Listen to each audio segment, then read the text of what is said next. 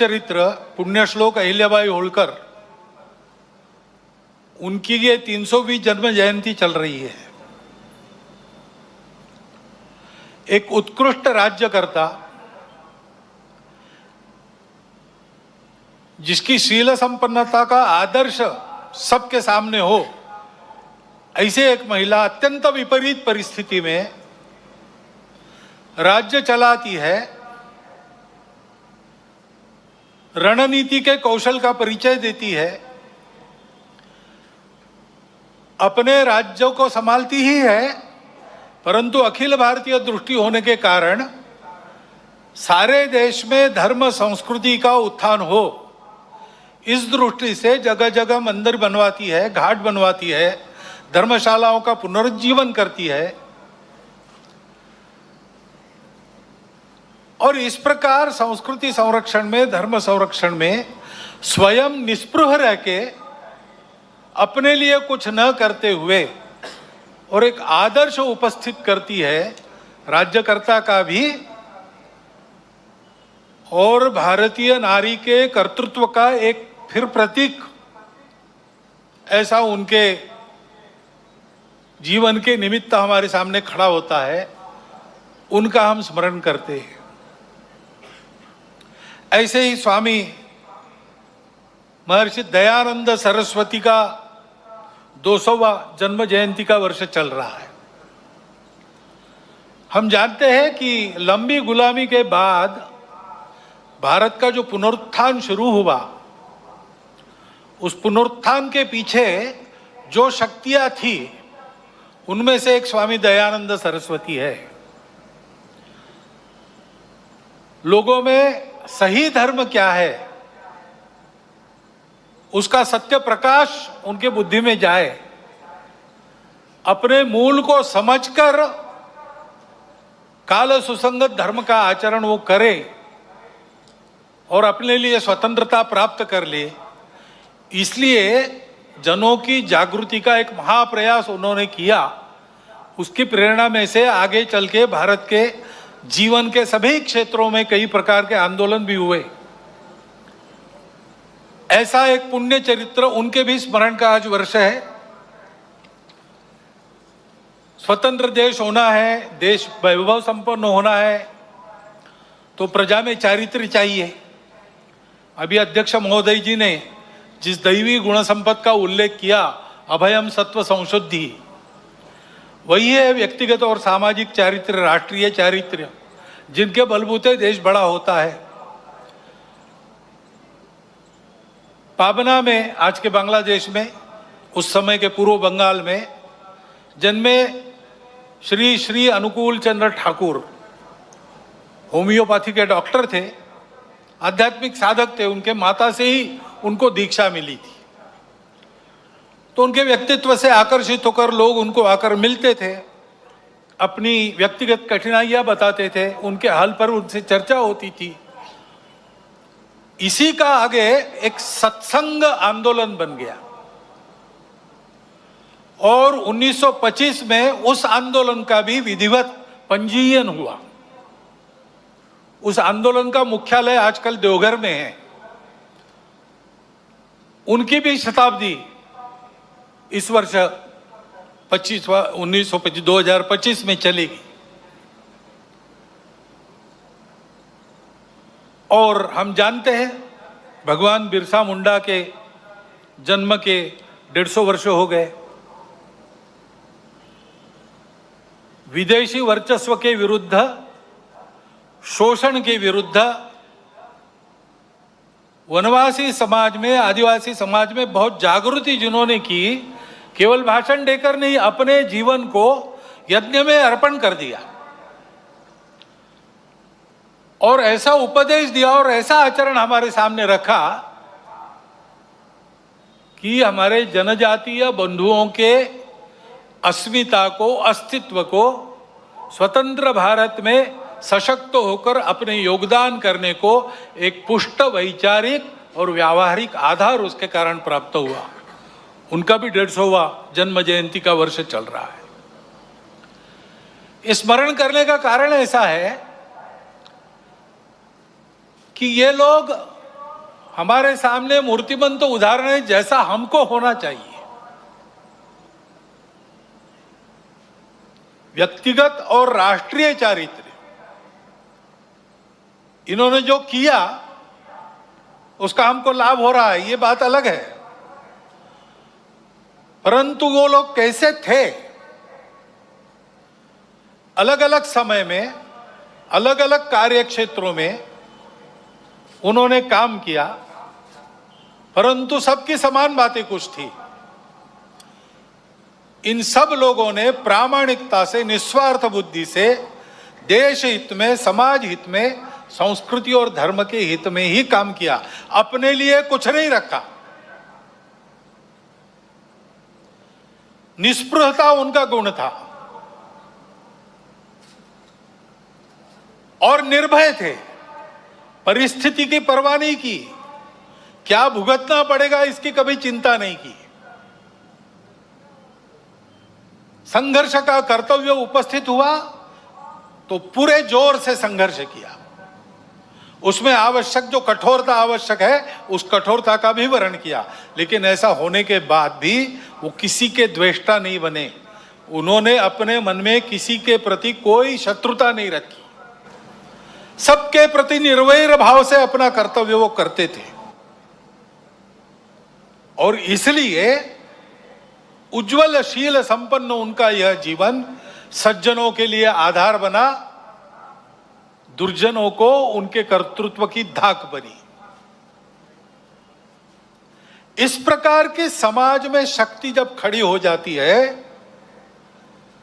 तब फिर समाज का उत्थान होता है, देश का उत्थान होता है, बाकी सब सहायक बनता है। ऐसे व्यक्तिगत और राष्ट्रीय चरित्र की आवश्यकता आज की परिस्थिति हमको बार बार बता रही है, ये आवश्यक है और उसके आदर्श ये जीवन है। क्योंकि परिस्थिति हमेशा, चुनौतियां तो रहती ही है, अच्छा भी रहता है, दुनिया की हो, देश की परिस्थिति हो। अभी वैज्ञानिक प्रगति का वर्णन करते समय आपने बताया भविष्य के लिए तैयार होना है, और भविष्य इस तकनीकी के कारण कई प्रकार की नई सुविधाएं लेके आएगा। आज तक विज्ञान कई प्रकार की सुविधाएं लेकर आया है, तो मनुष्य जीवन भौतिक दृष्टि से पहले से सुखी है। परंतु हम देखते हैं कि इतने प्रगत सुखी मानव समाज में अपने स्वार्थ और अहंकार के कारण कैसे कैसे संघर्ष चलते हैं। इस्राएल के साथ हमास का जो युद्ध छिड़ा वो अब कितना व्यापक होगा और उसकी आग में कौन कौन झुलसेंगे और दुनिया पर इससे कौन सा संकट आएगा, इसकी चिंता सबको लगी है। तो परिस्थिति के दोनों पहलू होते हैं। अपने देश का जब विचार करते तब भी अपना देश आगे बढ़ रहा है, टेक्नोलॉजी के क्षेत्र में, शिक्षा के क्षेत्र में अतिथि महोदय ने वर्णन कर दिया है, बहुत नपे तुले शब्दों में पूरा चित्र आपके सामने आया है। ऐसे सब क्षेत्रों में भारत आगे बढ़ रहा है, समाज की समझदारी भी धीरे धीरे बन रही है। उसके परिणाम स्वरूप हम ऐसा देखते हैं कि जम्मू कश्मीर के चुनाव भी शांतिपूर्ण ढंग से संपन्न हो गए। इसका ही परिणाम हम देखते हैं सारे दुनिया में, भारत की साख बढ़ी है, प्रतिष्ठा बढ़ी है। वसुधैव कुटुंबकम का हमारा विचार सबको स्वीकार्य है। हमारा योग सारी दुनिया में एक फैशन बनते जा रहा है, लेकिन केवल फैशन नहीं बन रहा है, उसका जो शास्त्र है, उसकी जो परिणाम है, उसको भी दुनिया स्वीकार कर रही है। पर्यावरण के बारे में हमारी अपनी जो दृष्टि है वो आज सारी दुनिया में स्वीकार्य है। भारत की प्रतिष्ठा बढ़ी है, भारत का सामरिक बल बना है, कई मामलों में देश आगे जा रहा है और आगे ले जाने का प्रयास शासन के द्वारा, प्रशासन के द्वारा, देश के युवकों के द्वारा, वैज्ञानिकों के द्वारा, किसानों के द्वारा, जवानों के द्वारा, सबके द्वारा हो रहा है। विशेषकर युवा पीढ़ी में हम देखते हैं कि स्व के गौरव की भावना बढ़ रही है। अपने देश के भविष्य के लिए बहुत अच्छे लक्षण हैं और ये चलते रहेंगे। ऐसा नहीं है कि ये किसी तात्कालिक समय के वैशिष्ट्य के नाते खड़े हैं। ये करवट बदली है भारत के समाज में और समाज आगे बढ़ेगा, देश को आगे ले जाएगा, इसका पूर्ण विश्वास है। परंतु जीवन का मार्ग कभी निष्कंटक नहीं होता और इसलिए कुछ चुनौतियां भी सामने है। विजयादशमी के भाषण में इन दोनों बातों की चर्चा होती है, परंतु चूंकि देश की आगे कुछ चलती रहेगी ये विश्वास है, उस तरफ देश ने रुख कर लिया है और देश आगे ही बढ़ेगा।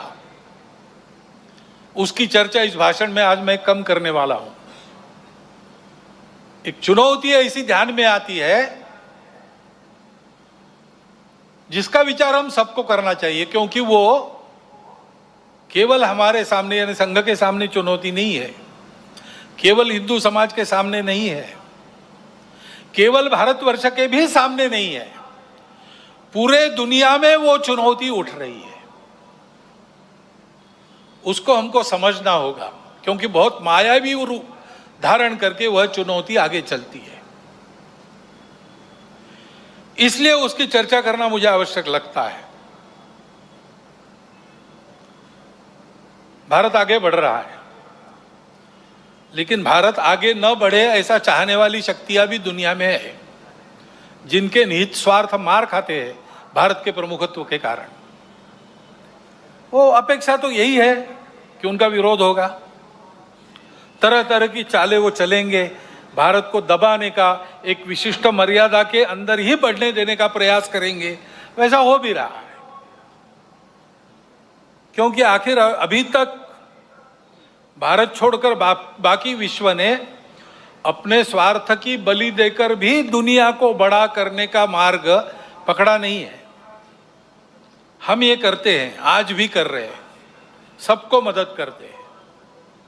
हमारी शत्रुता करने वालों को भी आवश्यकता में मदद करने वाले हम हैं। शांति रहे इसलिए अपने हितों का बलिदान भी हमने कई बार किया है और करते हैं। ऐसा स्वभाव दुनिया में नहीं है और इसलिए भारत आगे बढ़ रहा है या कोई भी देश आगे बढ़ रहा है, कल चल के हमारा स्पर्धक बनेगा ऐसा डर जिनको लगता है, वो उस देश में तरह तरह के उत्पाद करने में कम नहीं करते। भाषा तो विश्व बंधुत्व की होती है, परंतु वो वहां तक ही है। अपने निहित स्वार्थ ठीक रहने चाहिए, अपनी सुरक्षा को धक्का नहीं लगना चाहिए। और इसलिए दूसरे देशों में कई प्रकार के उत्पाद खड़े करना, जनतांत्रिक तरीके से वहां कोई सरकार चुन के कारोबार कर रही, उसको नीचे लाना, ऐसा दुनिया में चलते रहता है। ये दुनिया की रीति लगभग बन गई है, जो नहीं बननी चाहिए लेकिन है। अब हमारे पड़ोस में ही बांग्लादेश में क्या हुआ, उसके कुछ तात्कालिक कारण और पहलू है, ये बात ठीक है, लेकिन इतना बड़ा उत्पाद तो उससे नहीं होता।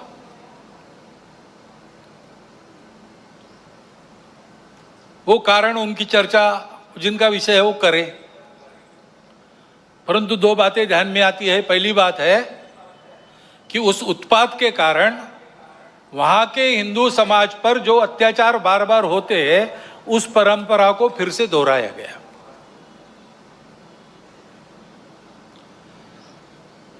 पहली बार वहां का हिंदू संगठित होकर अपने बचाव में रास्ते पर आया, इसलिए कुछ बचाव हो गया। परंतु कहीं कोई गड़बड़ हो, दुर्बलों पर अपना गुस्सा निकालने की ये जो कट्टरपन की प्रवृत्ति है, वो प्रवृत्ति जब तक वहां विद्यमान है, तब तक वहां की हिंदू क्या, वहां के सभी अल्पसंख्यक, उनके सर पे खतरे की तलवार लटकी रहेंगी। उनको आवश्यकता है मदद की, विश्व भर के हिंदुओं की भारत के सरकार की सहायता उनको मिले, ये उनकी आवश्यकता है। परंतु इससे ये ध्यान में आता है और ये ध्यान में आना चाहिए, हिंदू समाज के भी ध्यान में आना चाहिए कि दुर्बल रहना अपराध है।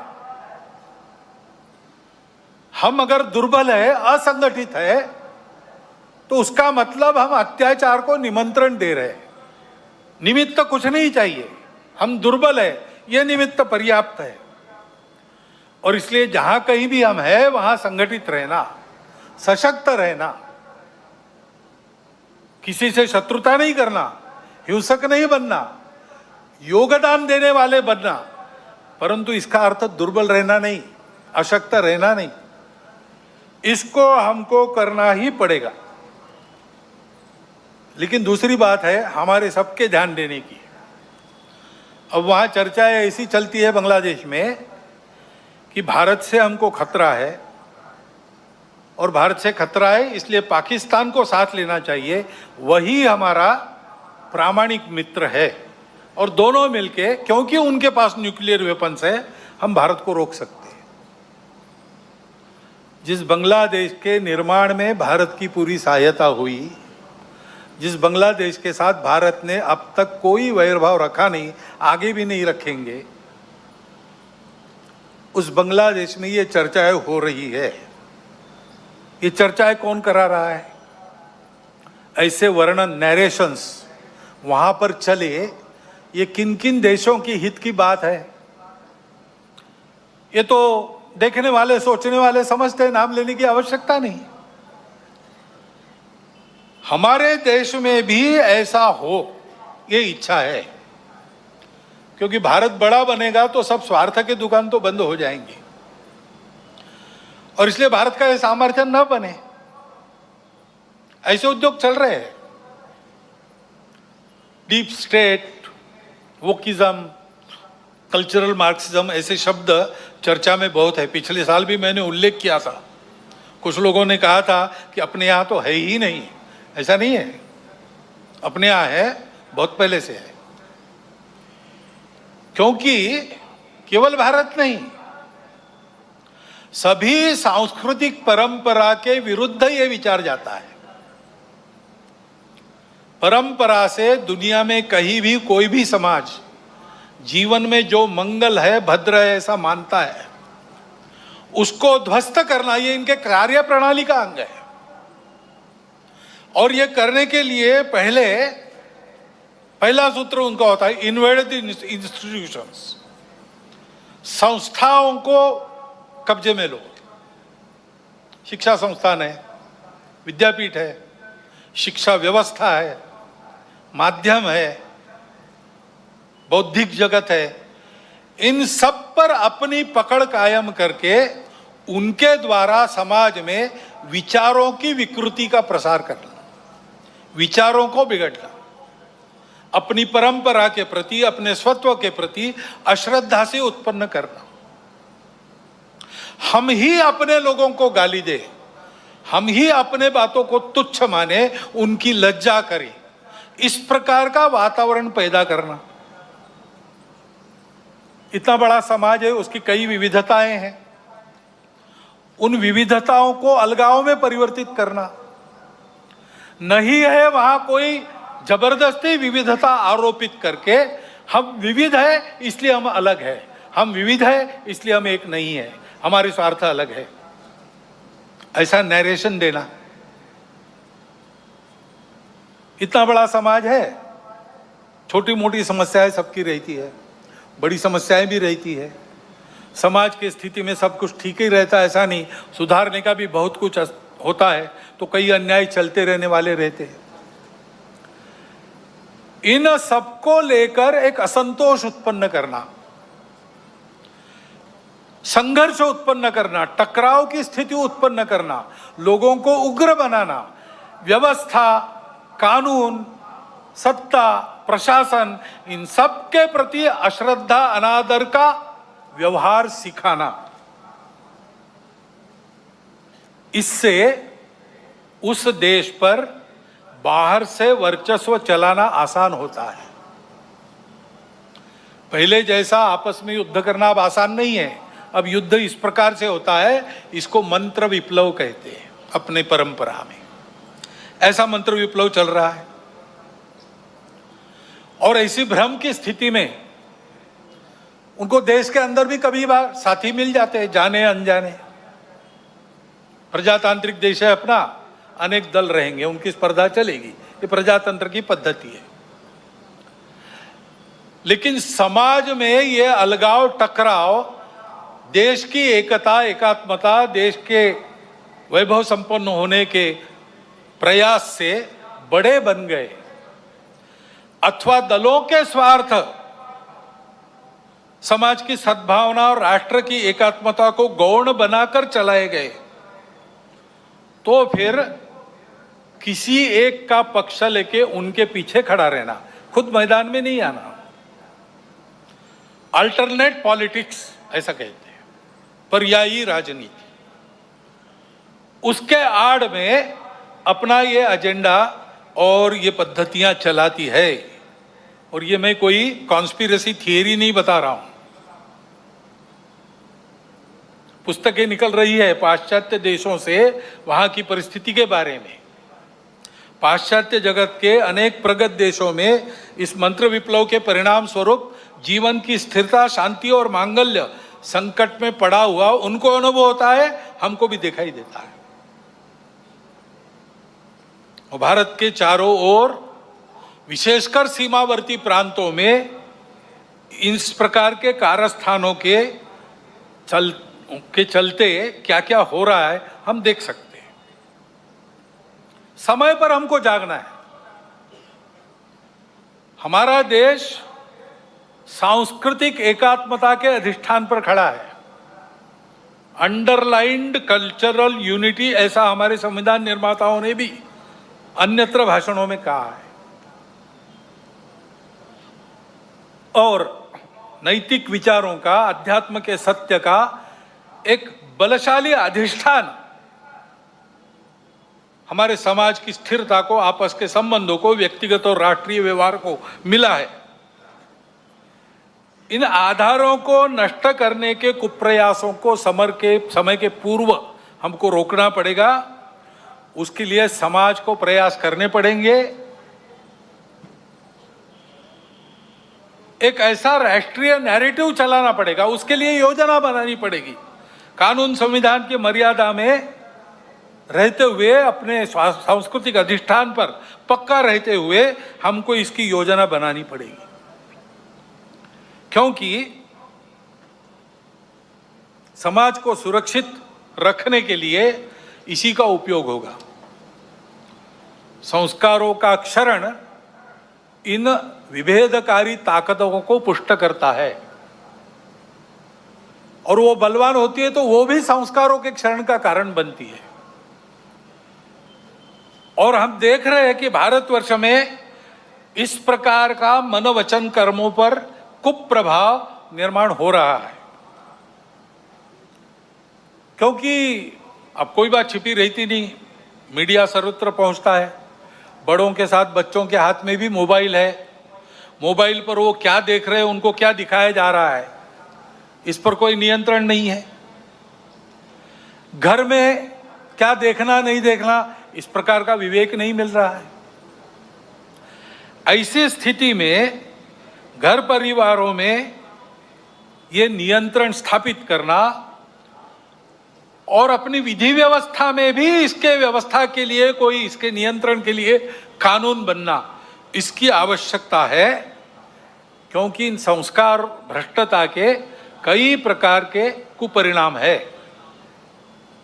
ये विवेक न होने के कारण कई जगह नई पीढ़ी नशीली दवाओं की आदतों में खोखली होती चली जा रही है। कहीं पर दिखता है, कहीं पर नहीं दिखता है। कहीं कहीं पर ऐसा भी हो गया है कि कोई नशीली दवा जो नहीं लेता उसको पिछड़ा माना जाता है। इस प्रकार का वातावरण भी उत्पन्न हो रहा है। और हम देखते हैं कि हमारे देश की परंपरा क्या है, हमारा देश कैसा है। एक द्रौपदी के वस्त्र को हाथ लगा महाभारत हो गया, एक सीता का हरण हो गया, रामायण हो गया। यहां पर कैसी घटनाएं घट रही है? अब कलकत्ता में जो हुआ आरजीकर अस्पताल में, लज्जाजनक घटना है, हम सबको कलंकित करने वाली घटना है। और ये एक नहीं है,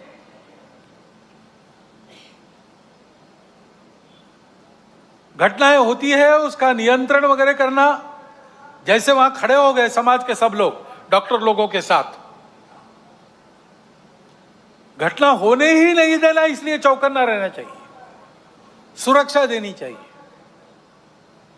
परंतु होने के बाद भी वहां जिस प्रकार से टालमटाल का प्रयास हुआ, अपराधियों को संरक्षण देने का प्रयास हुआ, ये जो अपसंस्कृति फैली है, उसके साथ अपराध और राजनीति का जो गठबंधन हो गया है, उसके ये परिणाम है।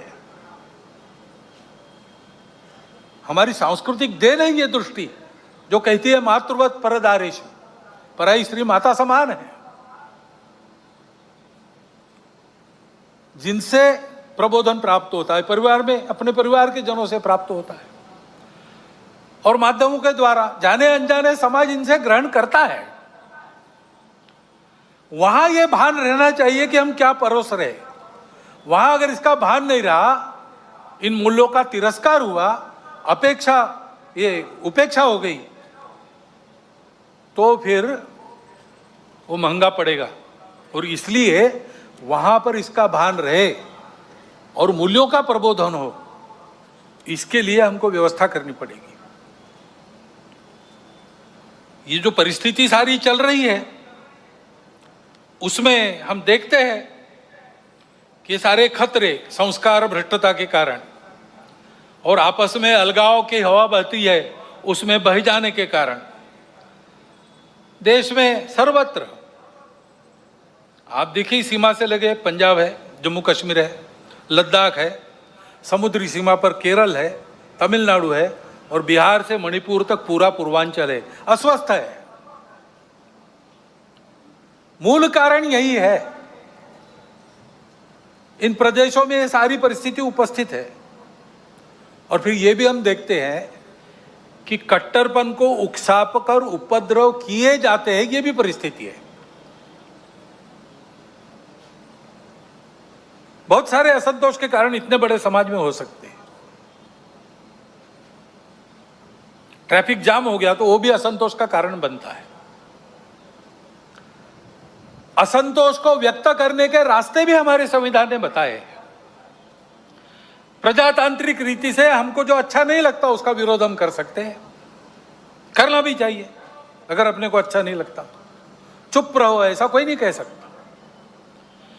परंतु उसकी एक पद्धति है, उसका पालन होना चाहिए। उसको ताक पर रखकर कानून संविधान को छोड़ते हुए कहीं किसी ने कुछ किया, पूरे समाज को जिम्मेवार मानकर ये जो उपद्रव होते हैं, इसको असंतोष के जगह गुंडागर्दी करना ज्यादा अच्छा है। ये गुंडागर्दी होती है और कहीं कहीं ये हो जाती है समाज के कट्टर स्वभाव के कारण, अथवा कहीं कहीं इसको कराया जाता है। कभी कभी समाज करता नहीं, उपद्रव करने वाले आके करके चले जाते हैं।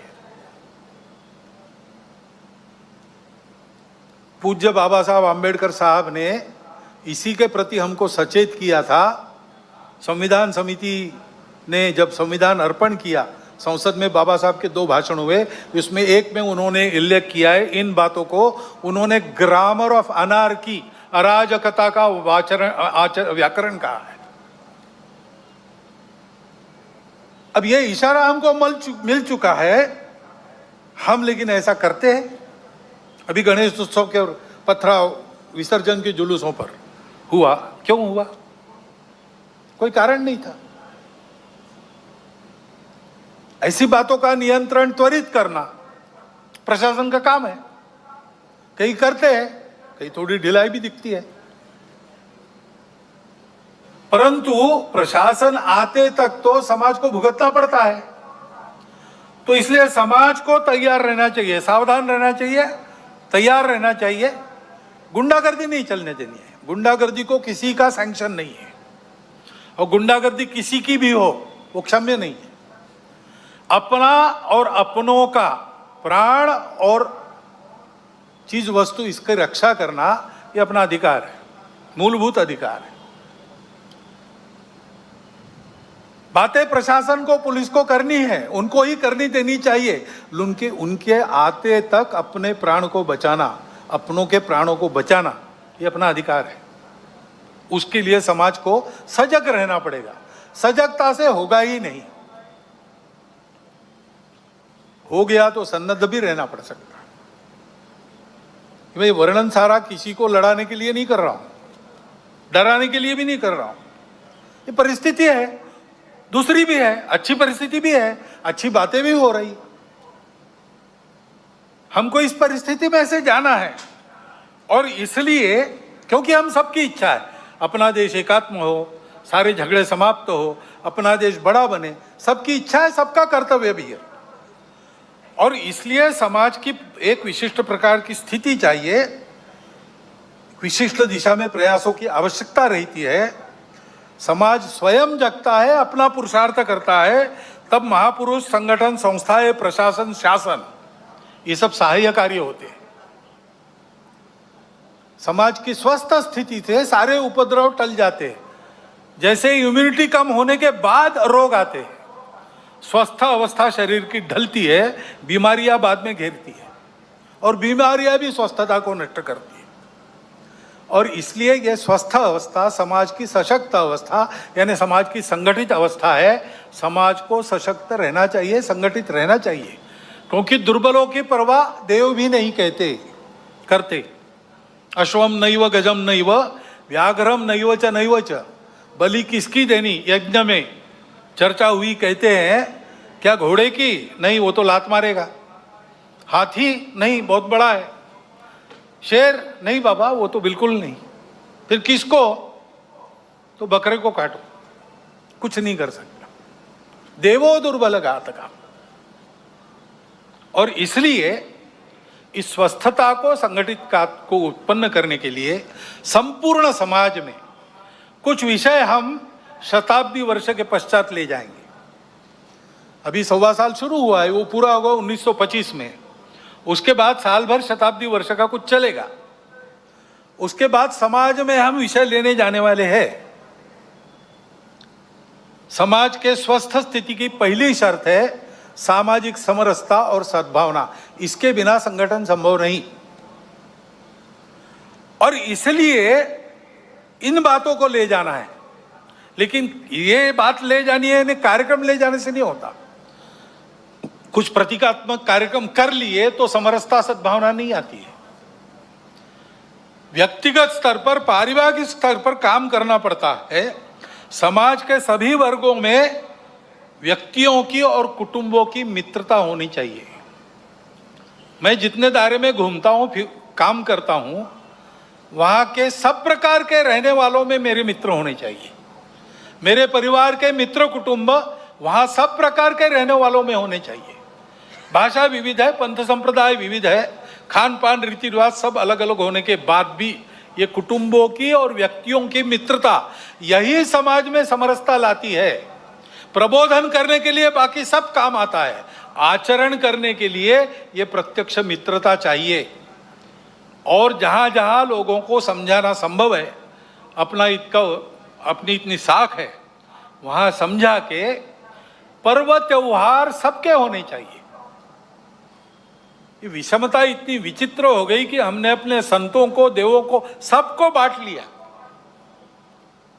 वाल्मीकि जयंती वाल्मीकि बस्ती में ही क्यों हो? वाल्मीकि ने रामायण तो पूरे हिंदू समाज के लिए लिखा। तो भगवान वाल्मीकि की जयंती सब मिलके मनाए, भगवान रविदास की जयंती सब मिलके मनाए। सारे पर्व त्योहार मिलके पूरा हिंदू समाज करे, सहभागी हो, बाहर से सहभागी हो, अंदर जाकर सहभागी हो। ये सहभागिता चाहिए। और समाज के श्रद्धा के या उपयोग के जो केंद्र होते हैं, मंदिर है, पानी है, स्मशान है, वो सबके लिए खुले चाहिए, ऐसा वातावरण चाहिए। ये हमको करना पड़ेगा। इसको लेकर हम समाज में जाएंगे। अपने समाज में अनेक जाति वर्ग है, उनका अपना अपना नेतृत्व है। उस नेतृत्व के हाथ में संस्थाएं हैं, उन संस्थाओं के द्वारा उन जाति वर्गों का संचालन होता है। अच्छी तरह होता है। ये सब जाति वर्गों के जो मुखिया लोग हैं, वो अगर नीचे खंड स्तर तक, ब्लॉक स्तर पर एकत्रित आए और आपस में बताए कि अपने जाति के उत्थान के लिए उनको समय के हिसाब से ठीक प्रकार का प्रबोधन, क्या क्या खतरे हैं समाज जीवन में, उससे अपने आप को कैसे बचाना, इसके बारे में जानकारी, देश दुनिया में क्या चल रहा है इसकी जानकारी, ये हम अपने समाज में कैसे देते हैं, उनका जीवन अधिक उन्नत हो, अधिक संस्कार वाला हो, भौतिक दृष्टि से सुखी हो, क्या क्या कर रहे हैं आपस में शेयर करना, बताना, कल्पनाएं मिलती है अन्य लोगों को प्रयास करने के लिए। लेकिन इनके साथ और दो विषयों की चर्चा करना, अपने अपने जाति वर्ग के लिए हम ये सब कर रहे हैं, बहुत अच्छी बात है, परंतु हम सब मिलकर अपने उस खंड में समाज की कौन सी एक समस्या है जो हम उठाकर अपने बलबूते उसको ठीक कर सकते। पूरे समाज की कोई समस्या, हर 2 महीने बैठते तो 2 महीने में एक कोई समस्या उठाकर उसको ठीक करना, सबने मिलकर तय करना, इसको हम हाथ लगाएंगे, इसको हम ठीक करेंगे। और दूसरा ये तय करना कि हम सब जाति वर्ग यहाँ रहते हैं, हम मिल रहे हैं, वो हम में जो दुर्बल जाति है उसके लिए हम सब मिलकर क्या कर सकते हैं। ऐसी एक बैठक में मैं था, वह वाल्मीकि बंधु थे, उन्होंने खड़े होकर बताई अपनी समस्या, हमारे बच्चों के लिए विद्यालय नहीं है, सरकारी विद्यालय चलता नहीं है, प्राइवेट विद्यालय हमको पुराता नहीं है, बच्चे कहाँ पढ़े। तो वहाँ राजपूत समाज के लोग बैठे थे, खड़े हो गए, उन्होंने कहा आपकी बस्ती तो हमारी बस्ती को लगकर है। उनका है, तो बोले हमारा स्कूल है, 20% लोगों को हम लेंगे, बिना फीस के पढ़ाएंगे, और वो काम शुरू हो गया। समाज में विभिन्न जाति वर्गों के लोग बैठकर नियमित इन 3 विषयों का विचार अगर करते हैं तो समाज में सद्भावना नहीं रहेगी तो क्या रहेगा, और कौन उस सद्भावना को तोड़ सकेगा। क्योंकि सब जानते हैं कि हम अपना भी विचार करते हैं, सबका भी विचार करते हैं, हम सब एक दूसरे से लगे हैं, हमारी संबंध है, ये करना पड़ेगा। इस बात को लेकर हम जाएंगे और हम आए, इसकी राह देखने की आवश्यकता नहीं, जहां हो सकता है वहां शुरू होना चाहिए। दूसरा विषय सामने आता है, जागतिक समस्या है, पर्यावरण की। सारी दुनिया त्रस्त है, एक बड़ा प्रश्न चिन्ह चिंतकों के सामने है, सृष्टि रहेगी कि नहीं रहेगी, और अपने देश में भी उसका अनुभव हो रहा है। हम देखते हैं हमारे यहाँ पर तरह तरह के उत्पाद हो गए, ऋतु विचित्र बन गई, कभी भी आती है और जब आती है तब फूट पड़ती है। वर्षा नहीं होगी तो मुंह तक में छाले पड़ जाएंगी, इतनी गर्मी, और होगी तब छालों सहित सबको बहा ले जाएंगी। ये विचित्र तीव्रता ऋतुओं की उत्पत्ति हो गई है। ये सब होता है, इसका कारण क्या है? इसका कारण पर्यावरण के बारे में एक अधूरी दृष्टि पर चलना है। अब सारी दुनिया इसको अनुभव कर रही है और इसलिए उस दृष्टि को बदलने का प्रयास भी सर्वत्र हो रहा है। अपने देश में भी उसकी बात तो हम करते हैं, परंतु उसी दृष्टि को लेकर हम भी चले, दुनिया का अंधा अनुसरण किया, और इसलिए हम देखते हैं हमारे यहां भी वो उत्पाद हो रहे। हमारी जमीन विकृत हो गई, हमारा पानी अशुद्ध हो गया, हमारी वनस्पतियों में केमिकल्स आ गए, उसके कारण बीमारियां बढ़ रही है, ऋतु ऐसे बन गए हैं, जंगल कट गए, हरियाली नष्ट हो गई, नदियां सूख गई, अन्न जल वायु धरती सब विषाक्त हो गए, पर्वत ढहते हैं, भूमि फटती है। पिछले 2 वर्षों के समाचार देखिए।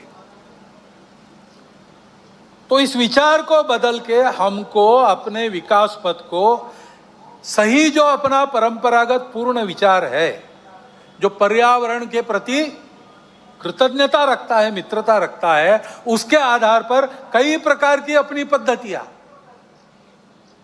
पर्यावरण को पुष्ट करने वाली पद्धतियां है, मनुष्य जीवन को सुखी ढंग से चलाते हुए। जैसे जैविक कृषि है, 10,000 साल की खेती है हमारे देश में, जमीन अभी भी दे रही, उर्वर है। रासायनिक खेती हुई, 200 साल में भूमि बंजर बन गई। अब कई जगह भूमि को 3-3, 4-4, 10-10 साल विश्राम देना पड़ता है, उसमें तरह तरह के जैविक खाद डालने पड़ते, तब कृषि योग्य बनती है। ऐसी स्थितियां हमारे देश में भी कहीं कहीं हो गया है। हमको अपने विचार के आधार पर अपना विकास पथ बनाना पड़ेगा और नीति उस प्रकार बनानी पड़ेगी, उसका कोई पर्याय नहीं है। परंतु इसके लिए विचार बनना चाहिए, सारे देश में एक समान वैचारिक भूमिका बनानी पड़ेगी। उस भूमिका का क्रियान्वयन करना है तो देश में भी इतनी विविधता है तो क्रियान्वयन की पद्धति विकेंद्रित बनानी पड़ेगी। इसको करने में समय लगेगा, तब तक रुकने की आवश्यकता नहीं। अपने घर से हम प्रारंभ कर सकते। 3-3 छोटी चीजें करना, पानी बचाओ और पानी का संधारण करो, जल संधारण करना और कम से कम उपयोग में चलाना,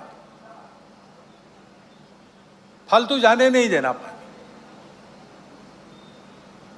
दूसरी बात है प्लास्टिक हटाओ, कम से कम सिंगल यूज प्लास्टिक अपने यहां नहीं चलना चाहिए। और तीसरी बात है पेड़ लगाओ, घर में भी हरियाली रखो, आंगन है तो बगीचा करो, पेड़ सब्जी वहां उगाओ।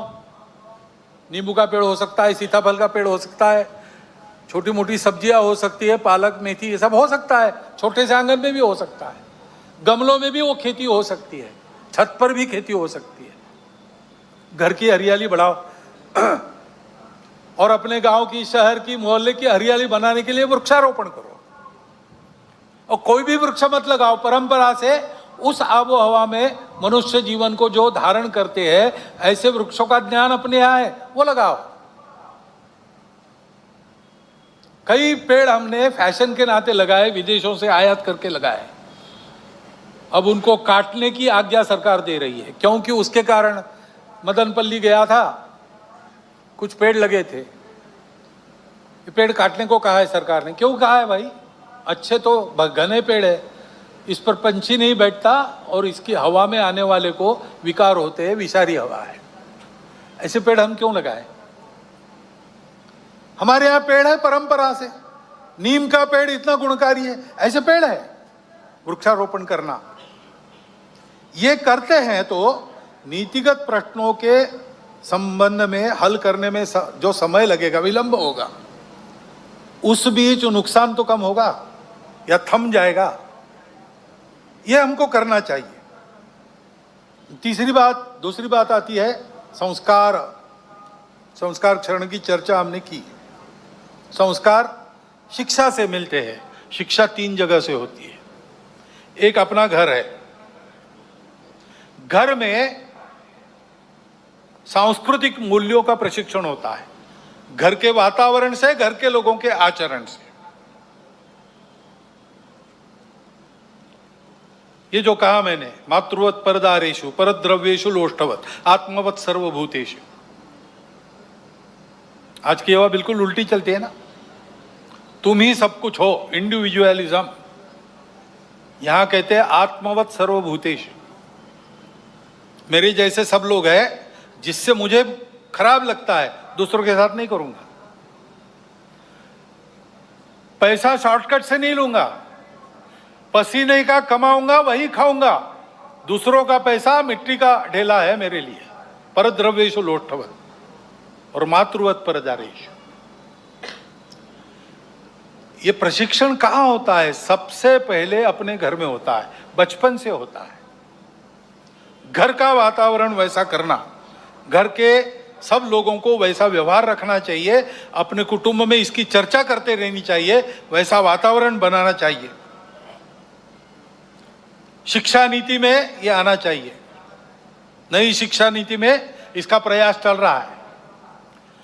परंतु वो जो कॉलेज स्कूल में शिक्षा मिलती है, यानी प्रबोधन होता है, भाषण होता है, पढ़ना होता है, सुनना होता है, केवल उससे नहीं होता, देखना भी होता है।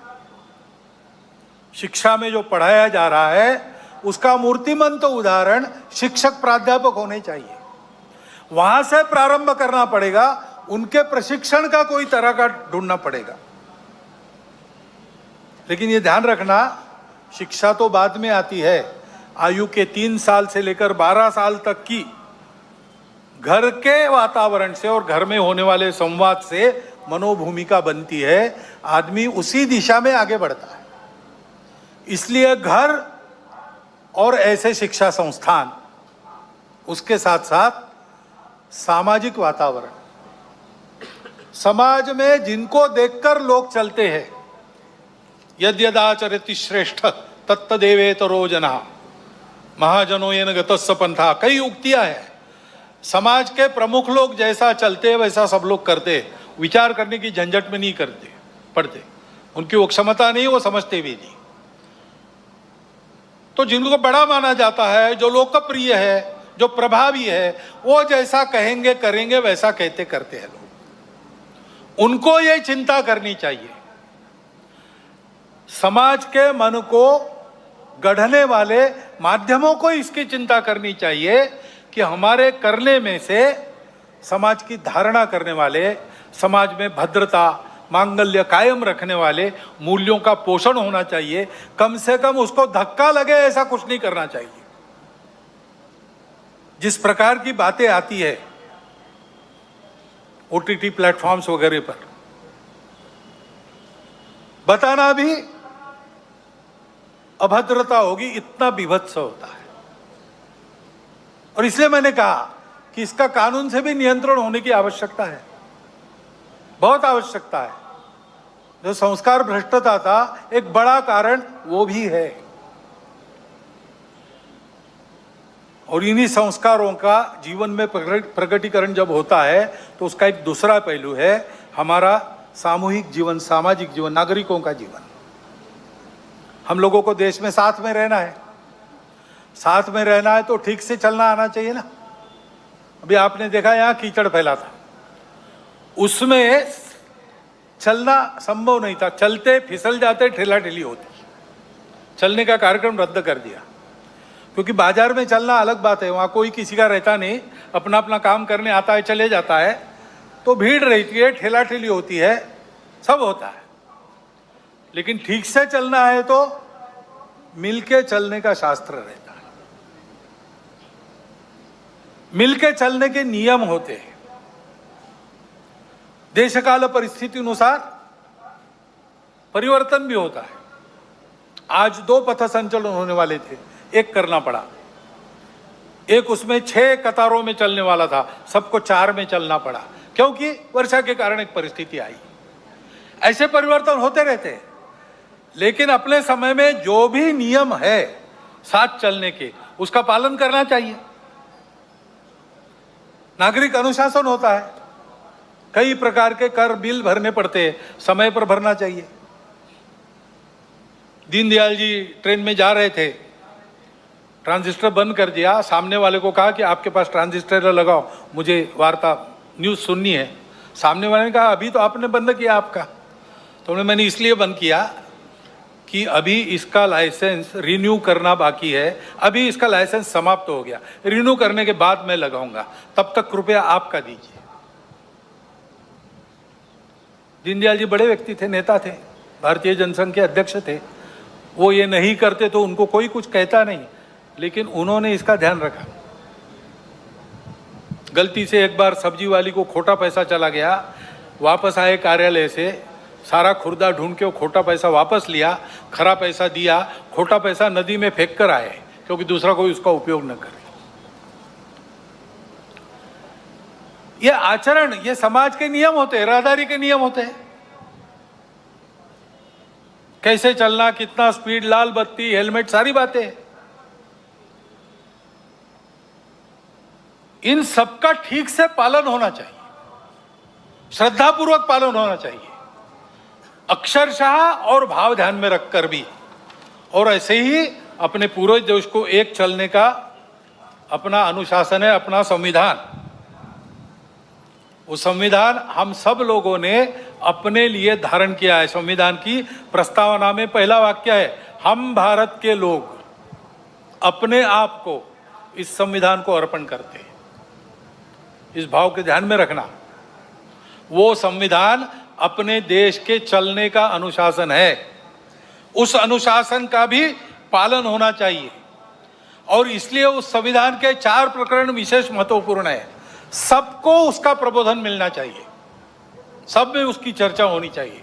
एक तो संविधान की प्रस्तावना है, दूसरा संविधान में मार्गदर्शक तत्व है, संविधान में मूलभूत कर्तव्य है और संविधान में मूलभूत अधिकार है। सामान्य लोगों को भी इसकी जानकारी मिलनी चाहिए, उसके प्रबोधन की व्यवस्था होनी चाहिए। घर में से, स्वभाव में से हमको मिलजुल कर चलने की कला मिलती है, वो मिलनी चाहिए। वो पारस्परिक व्यवहार का अनुशासन, परस्पर व्यवहार में मांगल्य, सद्भावना, भद्रता और सामाजिक व्यवहार में देशभक्ति और समाज के प्रति आत्मीयता के साथ कानून, संविधान का निर्दोष पालन, ये सब मिला के व्यक्तिगत और राष्ट्रीय चारित्र्य बनता है। देश की सुरक्षा, एकात्मता, अखंडता व विकास के लिए यही दो पहलुओं महत्वपूर्ण है। इनका त्रुटिविहीन और संपूर्ण होना आवश्यक है। इसलिए सजगता और सातत्य के साथ इसकी आदत लगानी चाहिए। आदत की बात है, समझते सब है, करने की आदत जो पड़ी है उसको बदलने की बात है। इसलिए हमेशा सतर्क रखते एक एक कदम पर, इसमें, इस चौखट में मैं ठीक चल रहा हूं कि नहीं, ये देखना चाहिए। और ये आचरण सतत ऐसे होता है, उसकी प्रेरणा है स्व की प्रेरणा। स्वदेशी हम कहते हैं। ये स्व क्या है? अध्यक्ष जी ने उल्लेख किया, हम कौन है, कहां से आए, कहां जाना है। इसके आधार पर हमारे पूर्वजों ने एक सत्य को प्राप्त किया। उस सत्य के आधार पर हमारे कुछ मूल्य बने, जिनको धर्म कहते हैं। सत्य, करुणा, शुचिता, तपस, इस चौखट में जो बैठता है वो धर्म है। धर्म भारत का स्व है, रिलीजन नहीं। रिलीजन अनेक है। सब रिलीजन के पीछे जो रिलीजन है, उसके पीछे जो आध्यात्मिकता है, religion on the top of religion ऐसा कहते हैं, वो धर्म, वो भारत का प्राण है, वो हमारी प्रेरणा है। उसके कारण हमारा इतिहास बना है, उसके लिए हमारे बलिदान हुए। देखिए अपना पूरा इतिहास, आपको पता चलेगा कि भारतवर्ष में जो कर्तृत्व हुआ है वो धर्म के कारण हुआ है। भारतवर्ष में जो संघर्ष हुआ है वो भी धर्म के लिए हुआ है। उसको ध्यान में रखना, उसकी पहचान, स्पष्ट स्वरूप ध्यान में आना चाहिए। हम कौन है, उसके नाते हम कहे जाते हम सब हिंदू है, क्योंकि उस धर्म को जो शाश्वत है, सनातन है, सृष्टि के साथ अस्तित्व में आया है, सबको है, सबका है। हमने खोजा नहीं है, हमने दिया नहीं किसी को, हमने पहचाना केवल। इसलिए उसको हिंदू धर्म कहते हैं, जो वास्तव में मानव धर्म, विश्व धर्म है। वो हमारा स्वत्व है। उस स्वत्व के आधार पर चलना, छोटे छोटे व्यवहार भी उसके आधार पर करते हैं।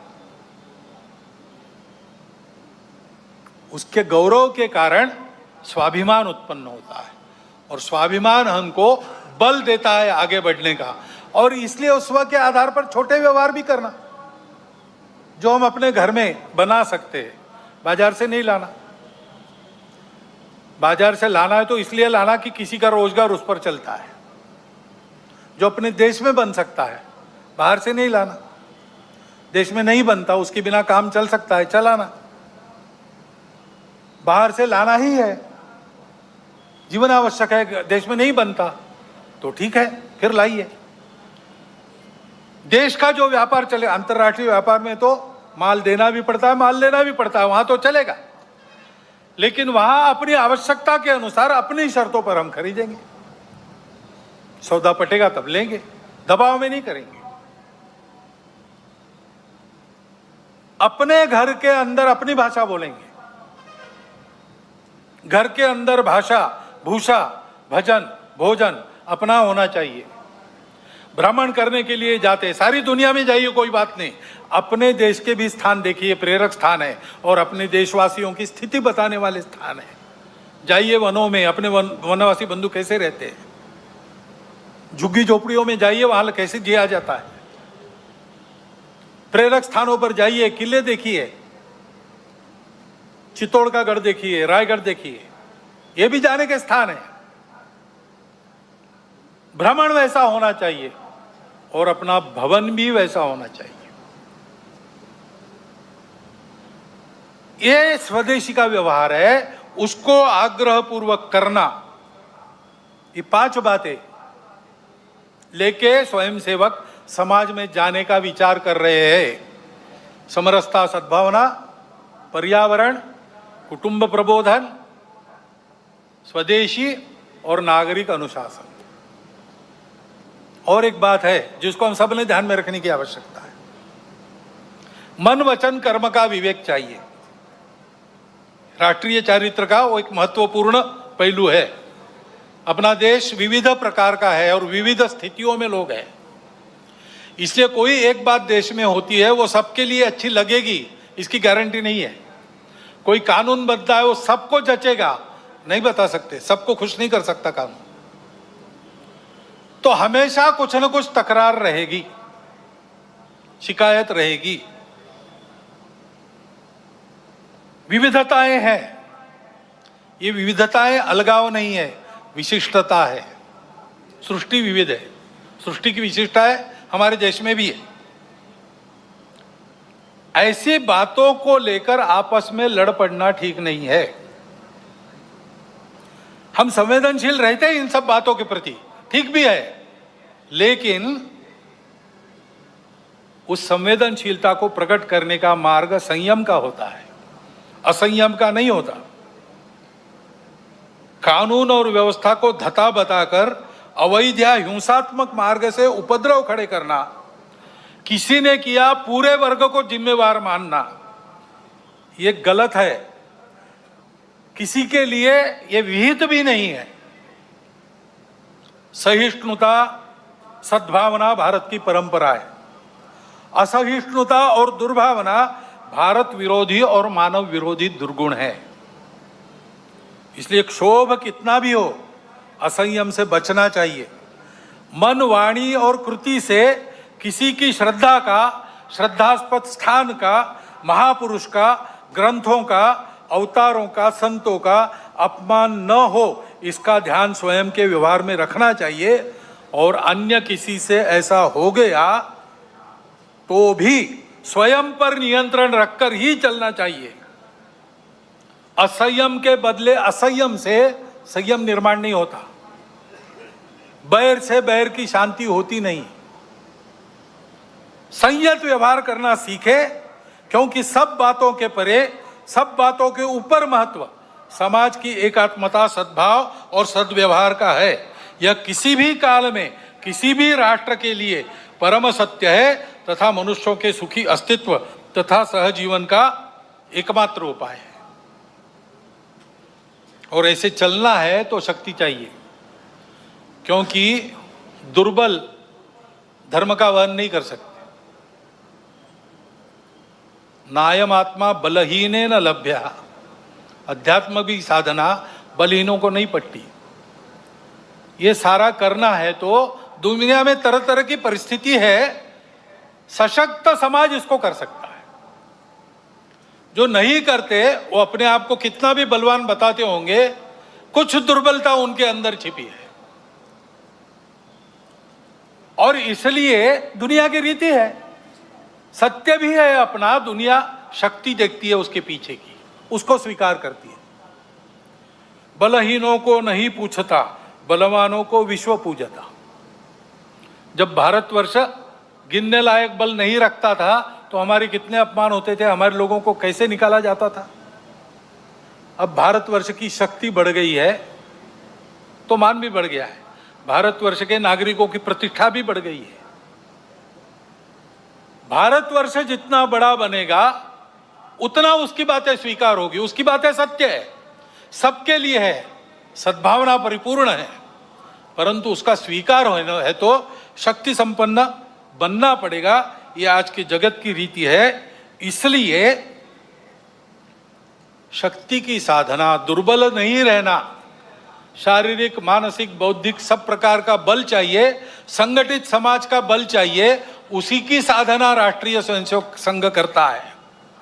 परंतु शक्ति को दिशा चाहिए, दिशाहीनों की शक्ति उपद्रव करती है और इसलिए राष्ट्रीय स्वयंसेवक संघ में बल के साथ शील की साधना होती है। शील संपन्न शक्ति विश्व में सद्भावना और शांति का आधार बनती है। साधना ही मुक्ति का शुभ द्वार है, शक्ति ही तो शांति का आधार है, लेकिन ये शक्ति शील संपन्न होनी चाहिए। इसलिए प्रार्थना आपने सुनी, अजय्यांच विश्वस्य देहिश शक्तिम। अजय्य शक्ति जिसको कोई परास्त न कर सकते, ऐसा ही है। लेकिन तुरंत कहा सुशीलम जगत ये न नम्रम भवेत। ऐसा शील चाहिए जिसके सामने आदर पूर्वक सारा जगत नम्र हो। भारत में ये जो चुनौती है सारे विश्व पर जो है, संपूर्ण विश्व की व्यवस्था मांगल्य नष्ट करके अपने स्वार्थी दाव की पकड़ में विश्व को रखना चाहने वाले लोग जो कर रहे हैं और अपने स्वार्थ के लिए उनको साथ दे रहे हैं, वो चुनौतियां उपस्थित करेंगे। उसमें से हमको आगे बढ़ना है निर्भय निर्वैर होकर। इसलिए शील संपन्न व्यवहार के साथ शक्ति साधना महत्वपूर्ण है। आज का पर्व भी ऐसा ही है। देवों ने सब ने अपनी अपनी शक्तियां एकत्रित कर दी, नवरात्र जागरण किया उसके लिए। उसमें से चिन्मयी जगदम्बा प्रकट हुई और उसके प्रकट होने से असुरों का निर्दालन हो गया, सज्जनों का कल्याण हो गया और विश्व का कल्याण हुआ। इस विश्व मंगल साधना के मौन पुजारी के नाते संघ लगा है। सबको यही साधना अपने परम पवित्र मातृभूमि को परम वैभव संपन्न बनाने की शक्ति व सफलता प्रदान करेगी। और इस साधना को देखकर दुनिया के बाकी देश भी इसी प्रकार की साधना उनके संदर्भ में उनके देश में करेंगे और सब ऐसे हो जाएंगे। विश्व के जीवन में अपने देश को सामर्थ्य संपन्न वैभव संपन्न बनाकर सब देश विश्व में योगदान करेंगे। यह स्थिति इसी रास्ते से आएगी। ऐसी यह साधना है, सुख शांति सद्भावना युक्त विश्व को बनाने की साधना करने वाला भारत बनाने की यह साधना है।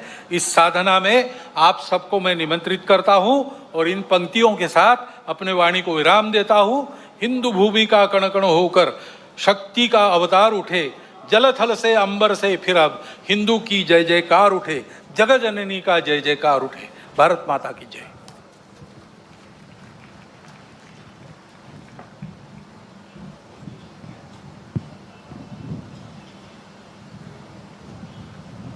दंड लेकर खड़े रहेंगे। सावधान, उत्तिष्ठ।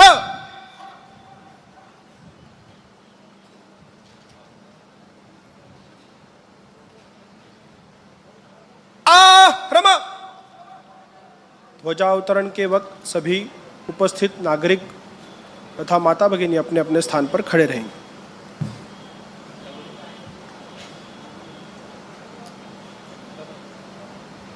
संघ ध्वज प्रणाम।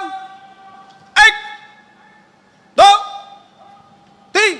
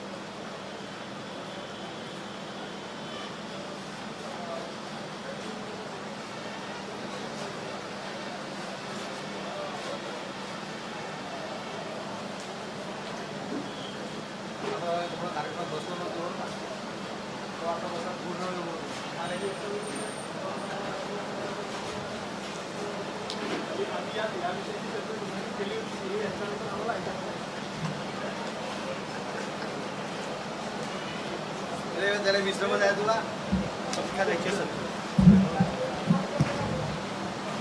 संघ तक्ष संख्या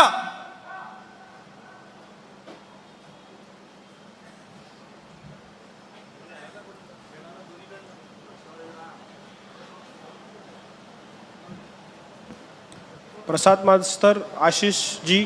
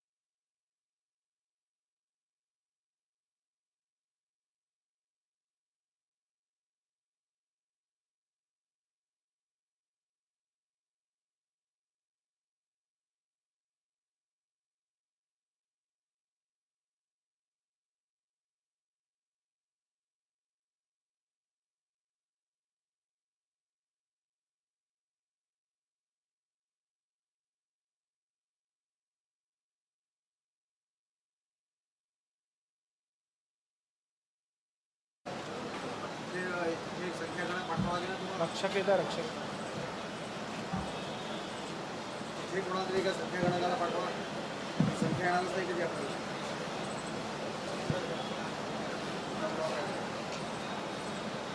मागे मागे मागे